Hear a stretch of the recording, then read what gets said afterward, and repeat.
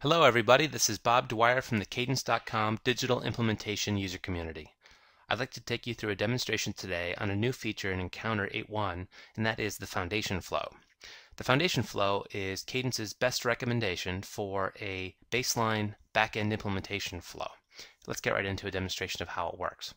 In this directory where I'm going to be running the software, I have my libraries, my lefts, my libs, things like that, and my data directory, which contains things like a Verilog netlist, a def, that type of information. And then I also have my traditional Encounter configuration file that points to all that information.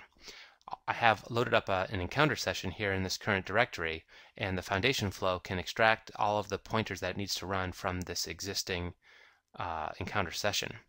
In 8.1, there's a new menu entry under the Tools menu called Foundation Flow Templates.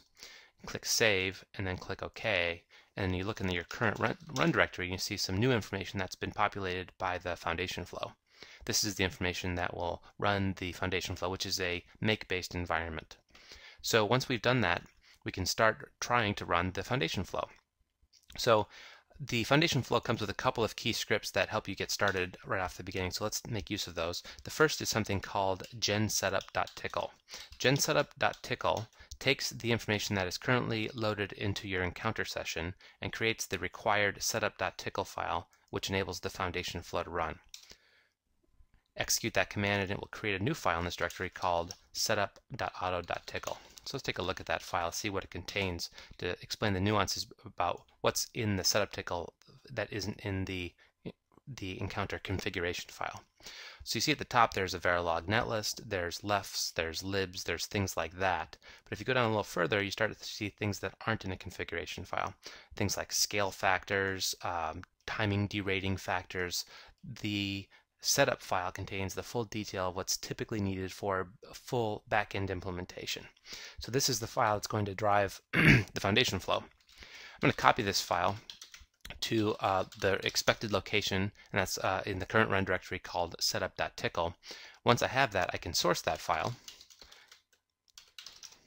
and the next script that is available to within the foundation flow is something called check.tcl. Check.tcl looks and sees which required parameters are still not defined after sourcing the setup file. And you can see we have 3 parameters that are missing: a floor plan file, the process, and the clock tree spec.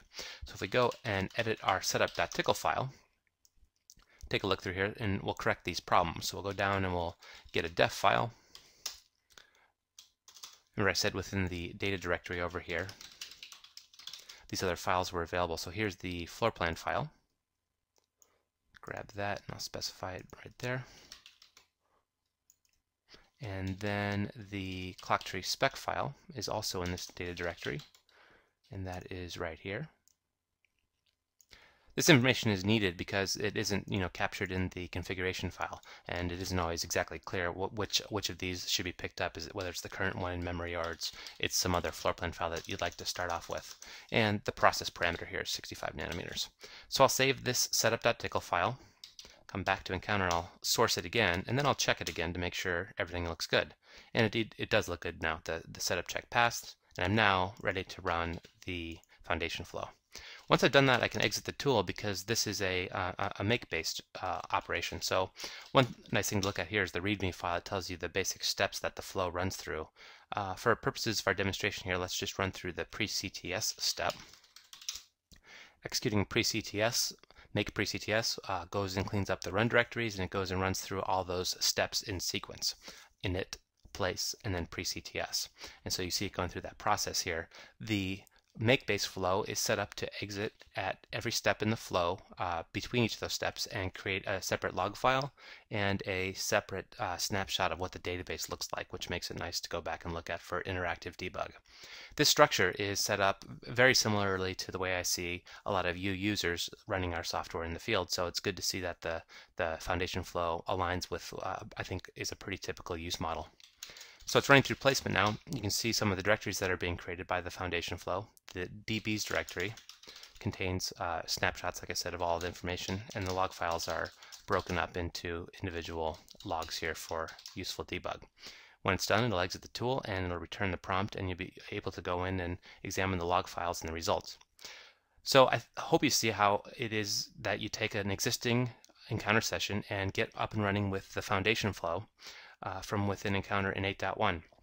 The foundation flow is intended to be a starting point that is useful for starting your backend implementation. There's of course always going to be some additional augmentation that users need to investigate, but I hope this gives us a common baseline to understand the intended way that software is to be run in the field. So I hope you found this demonstration useful, and I'll look forward to talking to you again real soon. Thanks.